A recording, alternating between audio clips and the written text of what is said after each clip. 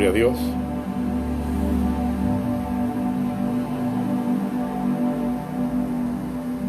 Gloria a Dios. Bendito sea el nombre del Señor. Dios les bendiga, amados hermanos, en esta mañana, domingo, 9 de la mañana, domingo 5. Gloria al Señor. Una vez más estamos este domingo para llevar este culto hasta sus hogares, hasta donde usted se encuentra. Qué bueno es poder venir en esta mañana en oración al Señor. Le invito que en esta mañana vengamos en oración a Dios para iniciar este culto, esta enseñanza de este día. Padre Celestial, gracias te damos por la oportunidad que nos has dado, Señor, de poder venir delante de ti, delante de tu presencia. Gracias, Señor, por los hermanos y amigos que se van a conectar de una manera o nos van a oír después, porque quedará grabado, Señor, ahí en el programa. Pero queremos, Señor mío, venir delante de ti y darte las gracias por esta oportunidad que nos das. Gracias por tu palabra, la cual se va a impartir, la palabra que edifica, la palabra que enseña, la palabra que nos hace crecer espiritualmente. Gracias, Señor mío, por ella. Te lo pedimos en el nombre de Jesucristo, para gloria y honra tuya. Amén y amén. Dios les bendiga, amados hermanos. Queremos venir a lo que es la palabra del Señor en esta mañana. Queremos leerla antes de comenzar. Y el versículo que lo traemos en el capítulo 4 del libro de Efesios. 4:7. Dice la palabra: pero a cada uno de nosotros fue dada la gracia, conforme a la medida del don de Cristo. Por lo cual dice, subiendo a lo alto, llevó cautiva la cautividad y dio dones a los hombres. Mire, y eso de que subió, ¿qué es? Sino que también había descendido primero a las partes más bajas de la tierra. El que descendió es el mismo que también subió por encima de todos los cielos para llenarlo todo. Y él mismo constituyó a unos apóstoles, a otros profetas, a otros evangelistas y a otros pastores y maestros, a fin de perfeccionar a los santos para la obra del ministerio, para la edificación del cuerpo de Cristo, hasta que todos lleguemos a la unidad de la fe, del conocimiento del Hijo de Dios, a un varón perfecto, a la medida de la estatura de la plenitud de Cristo, para que ya no seamos niños fluctuantes, llevados por cualquiera de todo viento de doctrina, por estratagema de hombres que para engañar emplean con astucia las artimañas del error.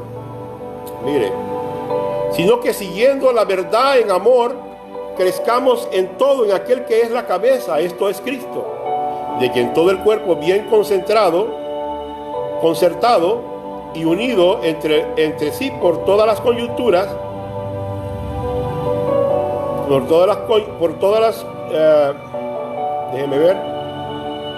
coyunturas que se ayudan mutuamente según la actividad propia de cada miembro, recibe su crecimiento para ir edificándose en amor.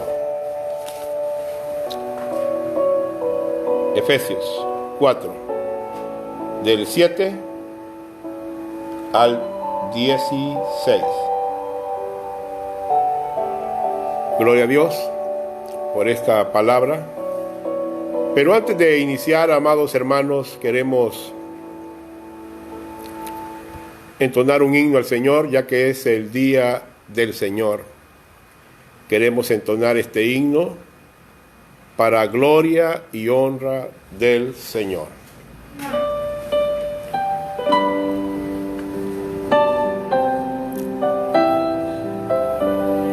Gloria al Señor.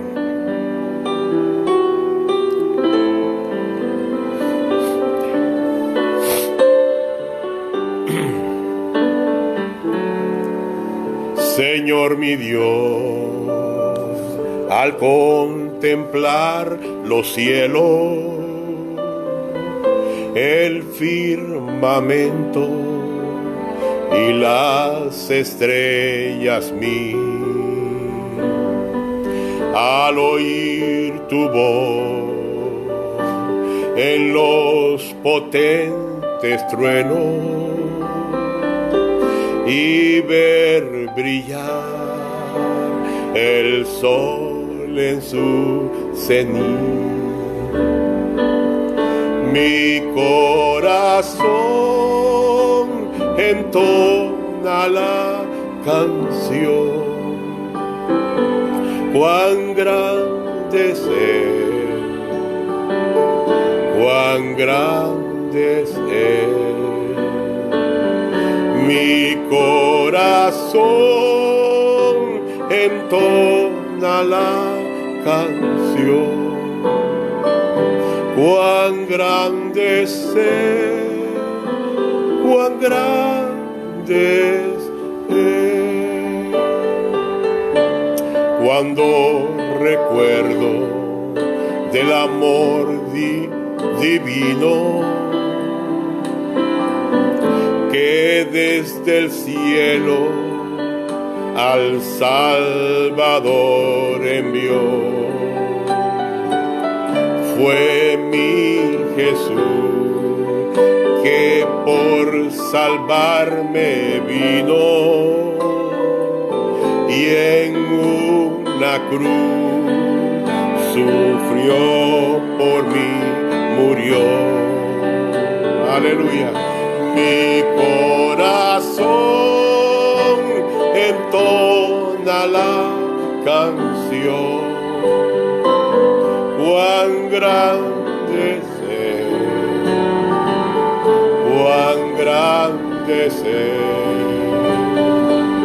Mi corazón entona la canción.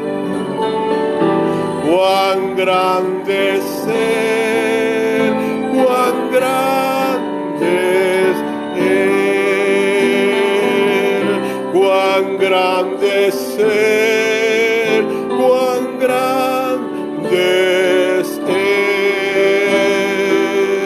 cuán grande es Él, cuán grande es Él.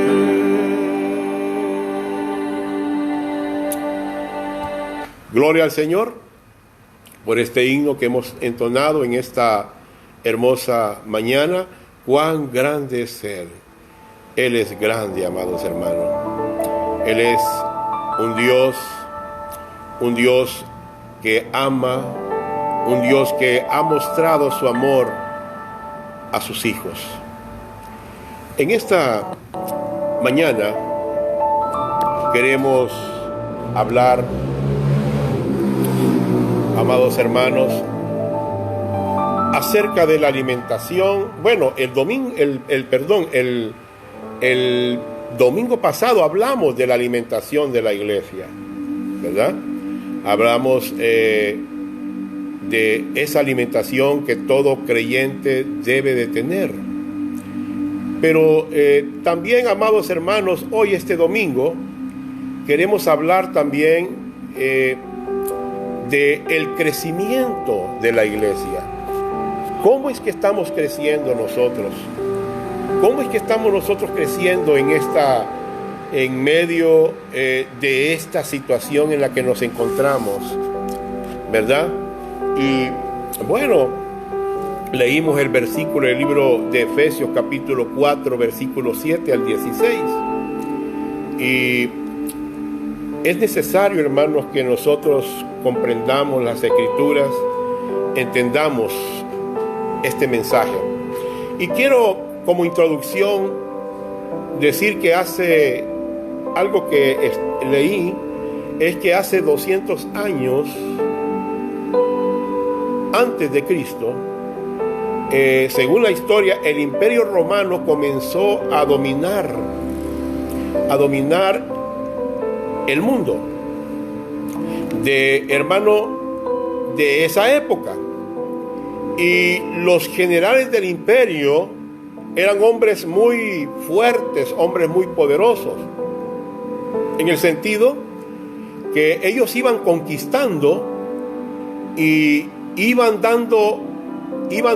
sometiendo a las naciones. Los generales tenían mucho poder, tenían mucha importancia, y una cosa que siempre sucedía era que después de haber conquistado ellos un lugar o un territorio, muy grande o muy pequeño que sea para el imperio, el general volvía con su ejército a Roma. En el viaje que él regresaba a Roma, a veces pasarían por ciudades cuando el general pasaba por esas ciudades, se acercaba a la ciudad, la gente se acercaba y prendían incienso, y toda la ciudad, hermano, se llenaba de un olor muy grato, un aroma, hermano, grato para ellos, en preparación para la llegada del general que venía de luchar, de conquistar, y llegaba a Roma. Cuando el general llegaba, había mucho júbilo. Siempre, hermanos, que llegaba, iba delante de él su ejército, y el pueblo lo recibía con gritos de júbilo y mucho honor, y tirando flores, hermanos, en las calles delante del general, el conquistador que venía de conquistar imperios. El general entonces, cuando miraba eso, él daba dones, daba regalos de lo que él había conquistado a los ciudadanos, y eso era alegría para la gente. En el desfile iban primero los generales, luego iba el ejército, y atrás los prisioneros, quien eran los hombres más fuertes. Amén. Iban los prisioneros, los valientes de las naciones, que habían sido conquistados por el general romano. Entonces ellos iban en cadenas, en lo último detrás del general. Lo que era para el general de júbilo, para los prisioneros significaba condenación, porque eran dados para ser devorados por los animales que ellos tenían para sus juegos en el Coliseo de Roma. Así que para el general era un tiempo de júbilo, pero para la última línea, para los esclavos, era un tiempo de angustia, malo.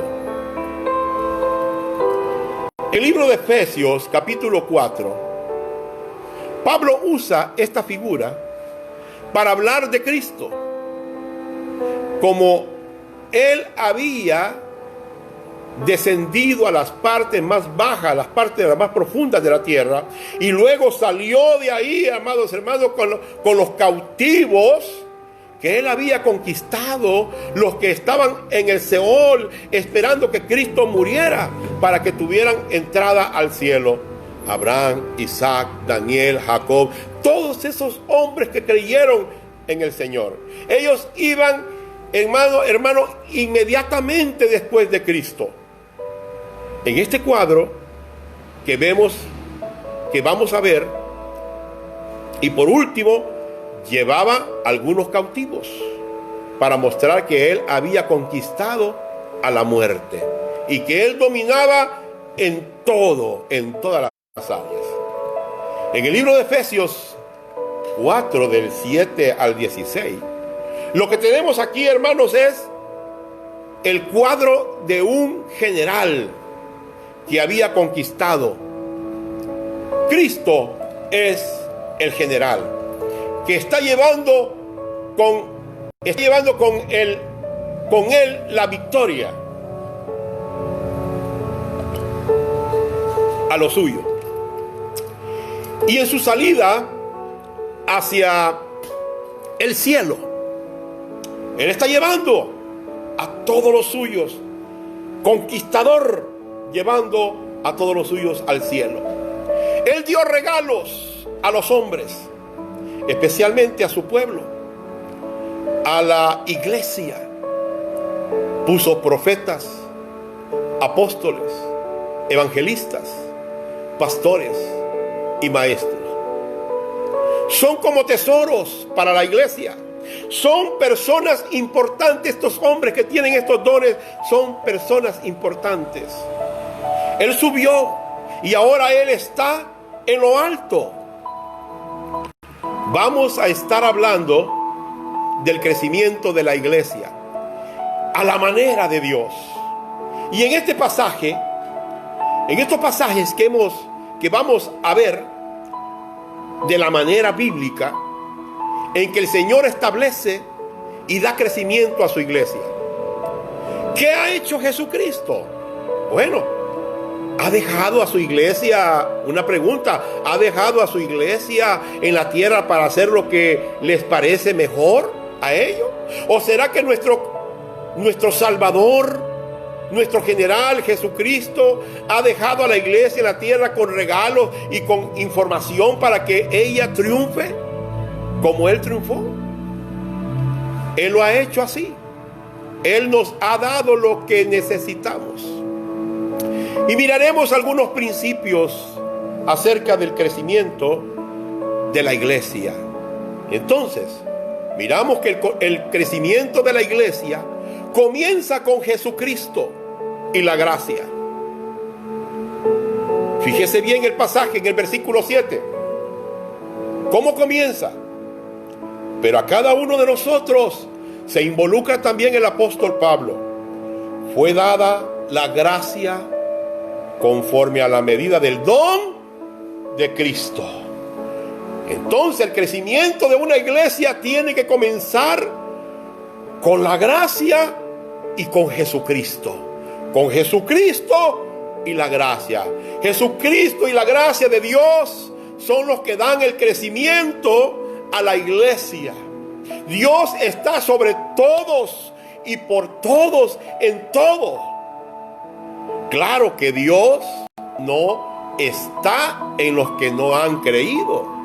No está Él ahí, en los que no han creído en Cristo. El contexto aquí es que todo lo que necesitamos como iglesia, Dios lo tiene. Y Él está viviendo dentro de cada uno de nosotros. El versículo 7 que leímos dice que cada uno de nosotros fue dada la gracia. Y en otras palabras, hermanos, no hay un solo creyente, oiga lo que le voy a decir, no hay un solo creyente, no hay ni uno que no haya recibido la gracia de Dios. Amén. No hay ni un creyente en el mundo que no haya recibido la gracia de Dios. Es importante recordar esto, hermanos, porque estamos en un mundo que no hay gracia, en un mundo donde, hermanos, lo que encontramos solamente es lo contrario a la gracia.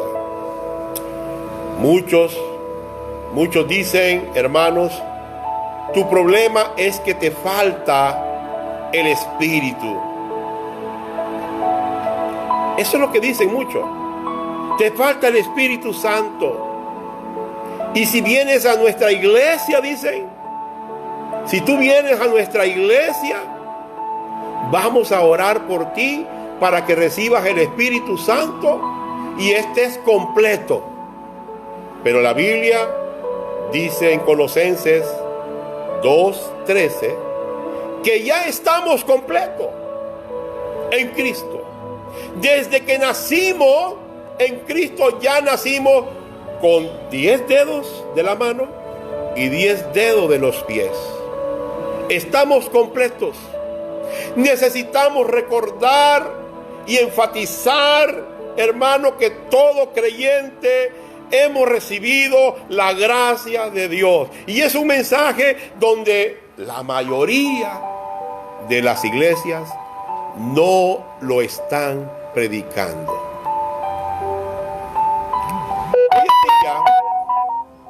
Hoy en día, quiero decirles, hay muchos métodos. Hay muchos métodos. Dios, se nos fue la luz en un momento. Gloria al Señor, pero aquí estamos, hermanos, una vez más. Pero como les estaba diciendo, hoy en día hay muchos métodos para hacer creer a la iglesia. Pero hay muchos de ellos que no empiezan con este detalle, que todos nosotros tenemos la gracia de Dios, lo que es necesario para que esto funcione, para que la iglesia sea lo que Cristo quiere que seamos, amados hermanos. Eso es lo que Dios quiere. El crecimiento de la iglesia comienza con la gracia y con Jesucristo, porque Él es la cabeza de la iglesia. Y tenemos que entender eso como una doctrina desde el púlpito. Tenemos que entender esto, hermano. Todos nosotros no somos la cabeza de la iglesia. Cristo es la cabeza de la iglesia. Todos decimos eso es como una doctrina. Porque desde el púlpito decimos, oh, mi iglesia, mi iglesia. No nos olvidemos de esto. A veces, porque a veces no hallamos alguna mejor palabra para poder decirlo, pero, hermanos, la iglesia le pertenece al Señor Jesucristo. La pregunta es, ¿por qué debemos recordar esto? Porque la iglesia no es un invento humano, es la obra de Cristo, amados hermanos, es la obra del Señor, no es un invento de los hombres. Cristo la compró con su sangre. La iglesia es el diseño de Dios. Su creador es Jesucristo. En el libro de Hechos, capítulo 2, 47, dice la Biblia, alabando, oiga bien lo que dice, alabando a Dios y teniendo favor con todo el pueblo, y el Señor añadía cada día a la iglesia los que habían de ser salvos. El Señor es el que añade. Todavía el Señor sigue añadiendo. Es Él, yo no puedo añadir, ni usted, pastor, puede añadir. Es el Señor el que añade.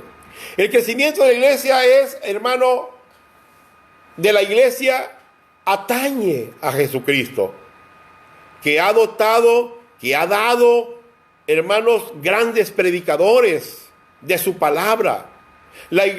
Su iglesia, en el capítulo 4 del libro de Efesios, versículo 8, dice ahí, por lo cual dice, subiendo a lo alto, llevó cautiva la cautividad y dio dones a los hombres.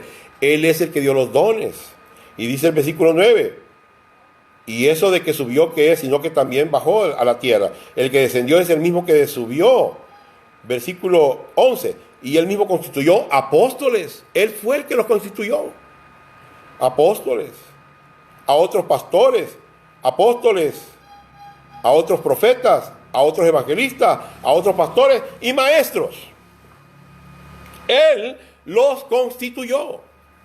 Así lo hizo el Señor. Entonces, en Efesios 4, 8, 11, el Señor Jesucristo, al subir al cielo, dejó aquí dones. En 1 Corintios 12 tenemos una lista de dones espirituales. En Romanos 12 tenemos otra lista de dones. En Efesios 4, que estamos aquí leyendo, tenemos otra lista de dones, que son dones especiales, de los cuales 3 todavía están vigentes. ¿Cuáles son esos dones, amados hermanos? Bueno, la Biblia los menciona.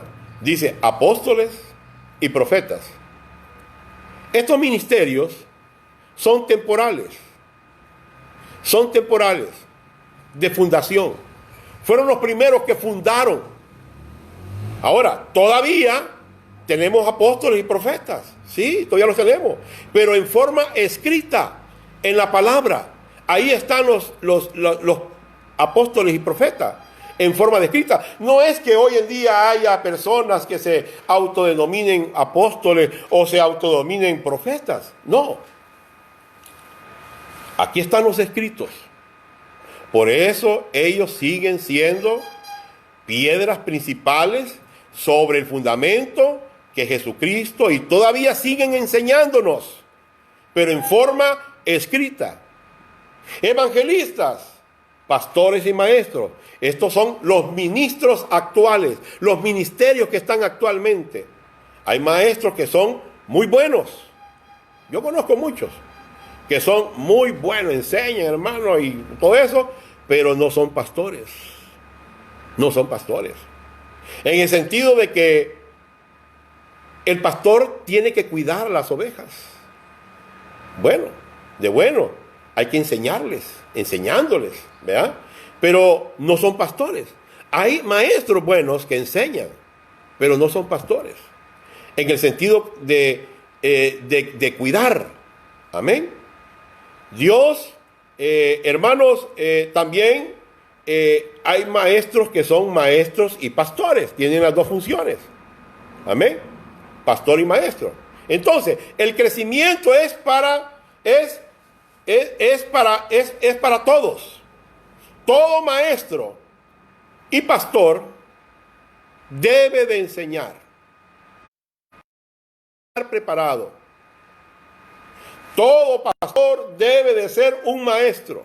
Entonces, el crecimiento incluye a esas personas que Jesucristo ha dejado en la iglesia como dones.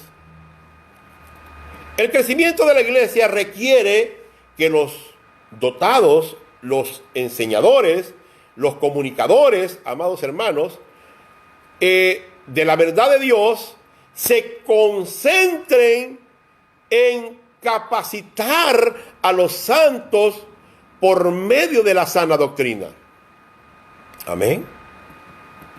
Deben de centrarse. ¿Qué significa capacitar? Bueno, significa perfeccionar. Significa, hermanos, equipar. El trabajo de los hombres que son dones para la iglesia es perfeccionar, capacitar a la iglesia para la obra del servicio a Dios. Es el trabajo que Dios ha dado, hermano, a esos hombres que tienen esos dones. Capacitar es llevar al creyente al máximo crecimiento posible, hermano. Tenemos que llevar a estos creyentes, hermanos, a ese crecimiento antes que venga la muerte o el rapto de la iglesia. Ese es el trabajo que tenemos. Ese es el trabajo que Dios nos ha encomendado. Amén. Para que ellos sean más y más como Cristo en su vida espiritual. ¿Eso quiere decir que vamos a llegar a la perfección? No. La palabra perfección en la Biblia quiere decir ser maduro espiritual. Entonces, ¿qué es lo que necesitan los santos? ¿Qué es lo que necesita usted? La enseñanza de la sana doctrina. Eso es lo que usted necesita. La enseñanza de la sana doctrina. Por eso mismo, Cristo, el conquistador, ¿se acuerda? Que conquistó y dio dones. El conquistador dejó esos regalos en su vida. Oiga bien, en su viaje para el cielo, para que la iglesia sea perfeccionada, para que los hermanos lleguen a la madurez espiritual. Gloria a Dios.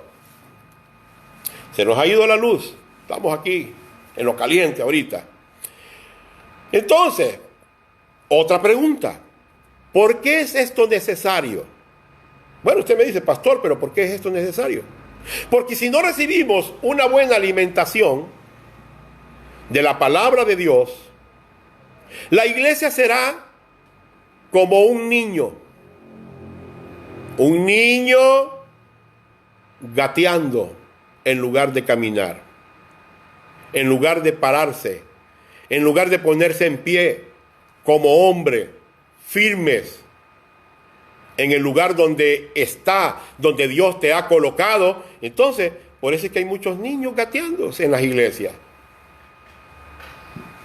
No avanzan, siempre están con la misma leche adulterada y no crecen. Como pastores tenemos un gran reto, pero no olvidemos la gracia de Dios.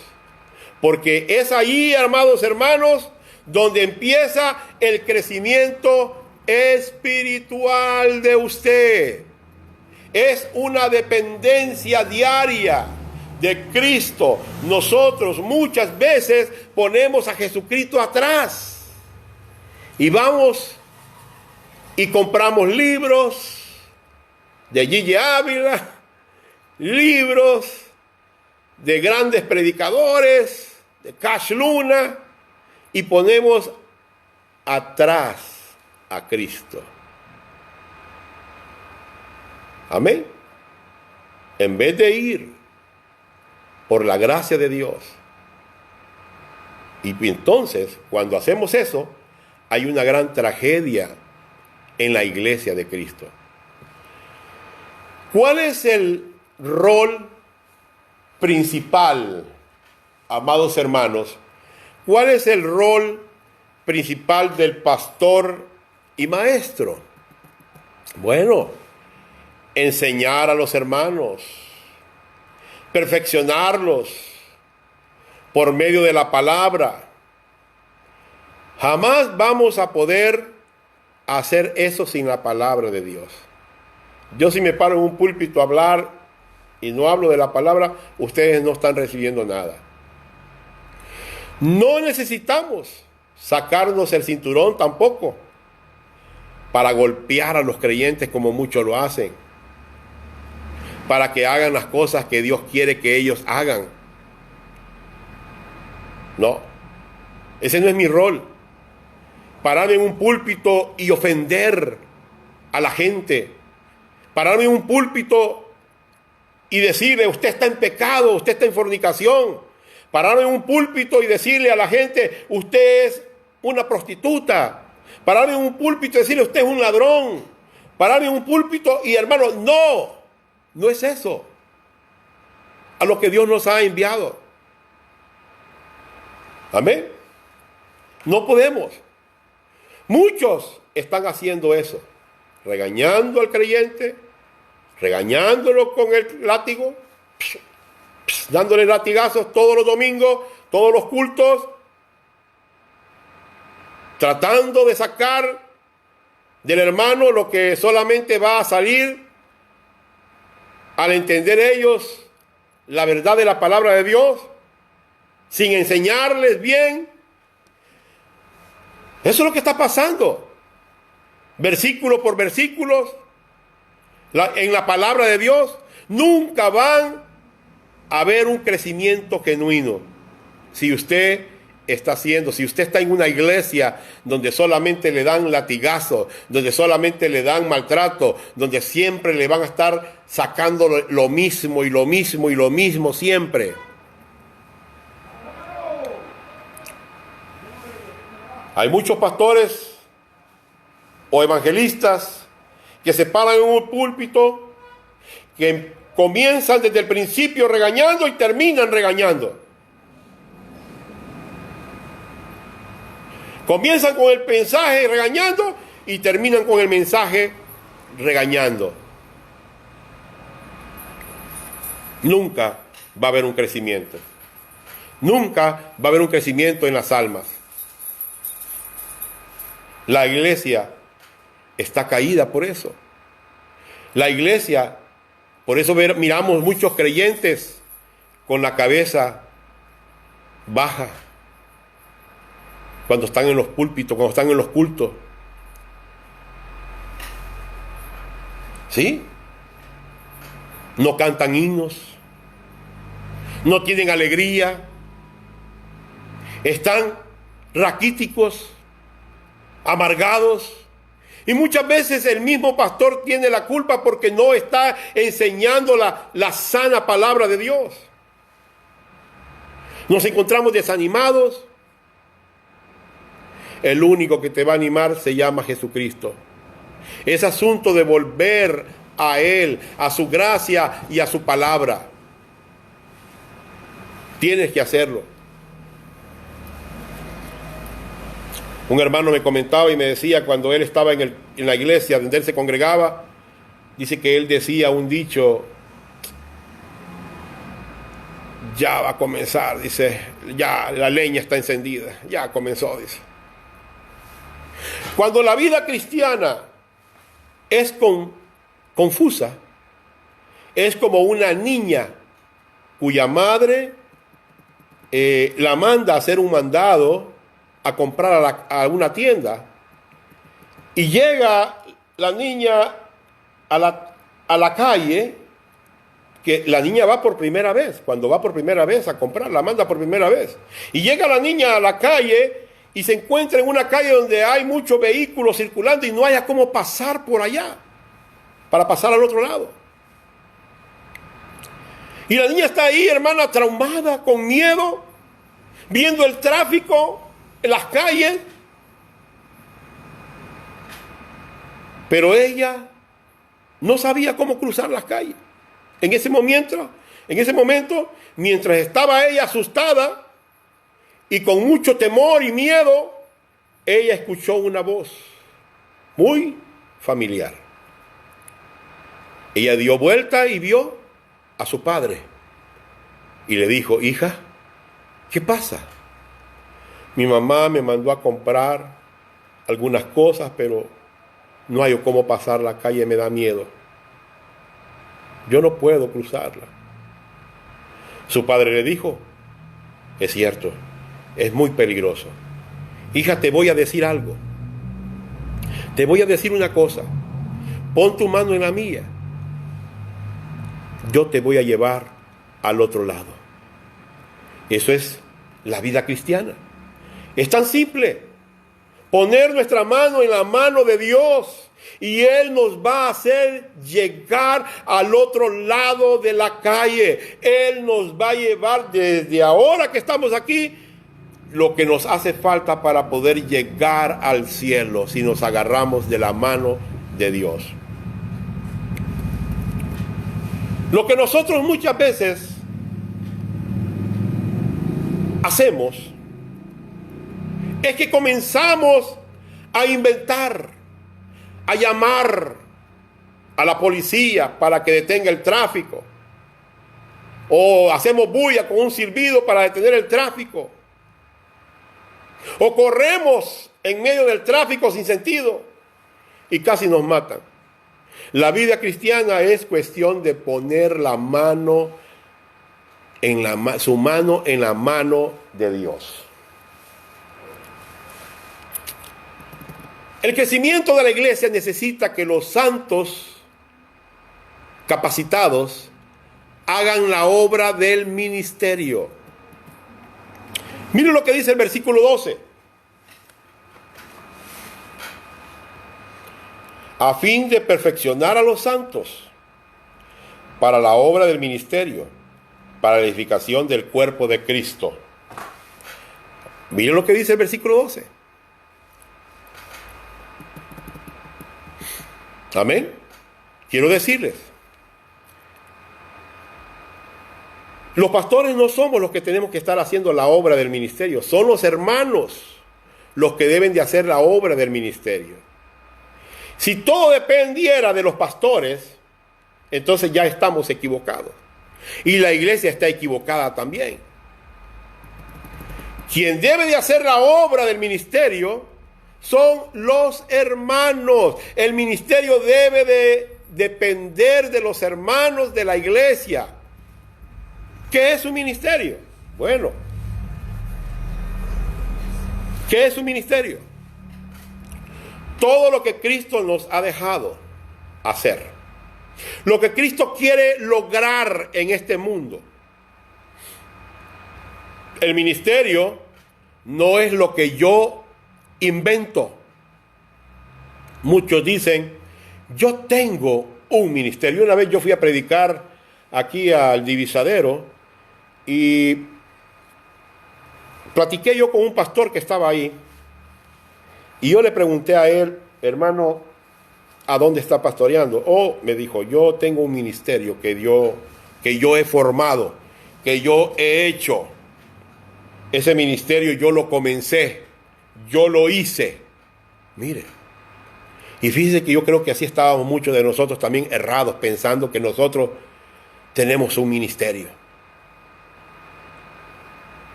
No es así. No es mi ministerio. No es mi idea. Es el ministerio. Es lo que Cristo nos ha dejado hacer. La Biblia nos declara eso. Amén. Pero la Biblia no declara lo que decir que yo tengo un ministerio. En la última parte de todas las epístolas está llena de cosas que los creyentes debemos hacer. Por ejemplo, en los capítulos 4 y 6 del libro de Efesios, los capítulos 3 y 4 de Colosenses, los capítulos 12 y 16 de Romanos, los últimos, están llenos de los mandamientos para la iglesia. Así que no tenemos que inventar algo ni crear un ministerio. Simplemente tenemos que hacer lo que Cristo nos ha mandado hacer.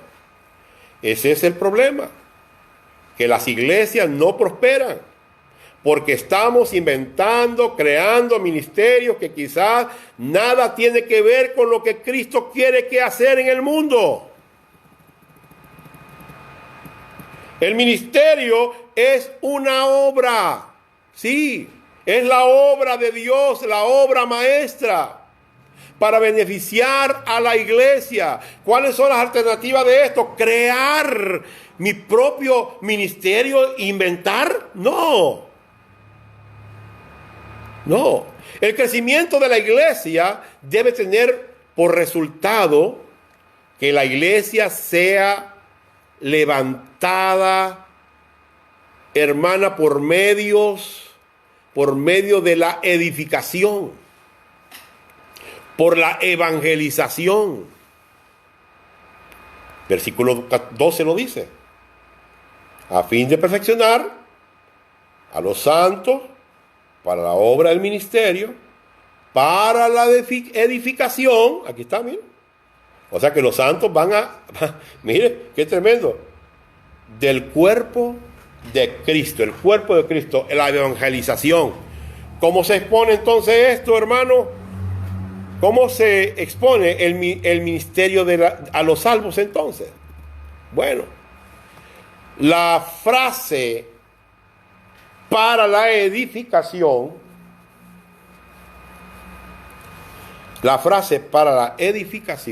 del cuerpo de Cristo tiene dos significados. El cuerpo de Cristo necesita ser edificado, tener músculos. Necesita tener un cuerpo sano también. Entonces, por un lado, el ministerio del pastor es poner los músculos en la iglesia y el cuerpo de Cristo. Ponerle músculos al cuerpo de Cristo. Amén. Hacerlo fuerte por medio de la sana enseñanza, por medio de la sana doctrina. Entonces, amados hermanos, ¿cómo se expone el ministerio a los no salvos? A los no salvos. Todo comienza con la evangelización, que conduce a la edificación del nuevo creyente y luego equiparlo. Hay que equipar al hermano. Cuando están equipados, ellos pueden entonces ministrar. Y al ministrar, ¿qué hacen? La evangelización. Es un ciclo el cual Cristo llega a ser exaltado. Lo evangelizamos, se edifica, lo equipamos y va a la evangelización. Se edifica al hermano, se le habla, se le enseña, lo equipamos con la palabra y va a la evangelización. Entonces, ¿quién es glorificado? ¿El pastor? No. Es Cristo. Él es glorificado, dice en el versículo 12. El trabajo del pastor es muy preciso y delicado. Equipar a los creyentes para que ellos lleguen a ser fuertes y lo hagan y ellos puedan hacer la obra del ministerio, hermano, y de esa manera el cuerpo de Cristo crece y al crecer tiene hijos. Y al tener hijos, ellos tienen que ser discipulados. Y así va el ciclo, hermano. Pregunta: ¿cuánto tiempo toma este proceso? Toda la vida. Toda la vida. Tenemos, hermanos, que preparar a la iglesia. Tenemos que preparar al cuerpo de Cristo, enseñándoles con sana doctrina, enseñándoles a los hermanos. No inventemos, no invente, predique lo que Dios ya nos dio que predicáramos. Jesucristo, la gracia. Así es como se comienza una iglesia. Así es como usted tiene que comenzar.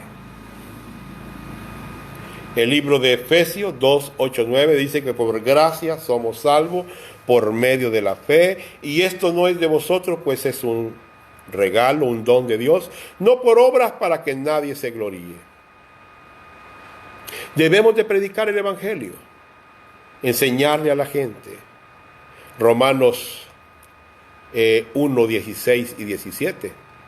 Porque no me avergüenzo del evangelio, porque es poder de Dios para salvación a todo aquel que cree, al judío primeramente y también al griego, porque en el evangelio la justicia de Dios se revela por fe y para fe, como está escrito, mas el justo por la fe vivirá. ¿Usted quiere tener vida eterna? Venga a Cristo. Ponga su fe en Jesucristo. Bendiciones a cada uno de ustedes. Vamos a orar. Padre, gracias te damos, Señor, en esta hora, por la oportunidad que nos has dado de poder llevar este mensaje, Señor mío, poder hablar de estas maravillas que tú, Señor, nos has dado, el crecimiento de la iglesia, a la manera tuya, Señor mío, no a la manera de los pastores, no a la manera de la gente, sino a la manera tuya, Señor. Gracias, Señor mío, por habernos permitido poder venir en esta hora, y bendice a todos los hermanos que van a oír. Padre Santo, sé que no hay nadie conectado quizás, pero van a ver, Señor, este mensaje. Todo esto te lo pido en el nombre de Jesucristo. Amén y amén. Gracias, Señor mío. Bendiciones a cada uno. Les habló el pastor Vladimir de la Iglesia Bíblica Fe y Gracia de los Planes de San Sebastián. Bendiciones, comparta si usted quiere, para que la gente, el Evangelio sea extendido aún más. Bendiciones.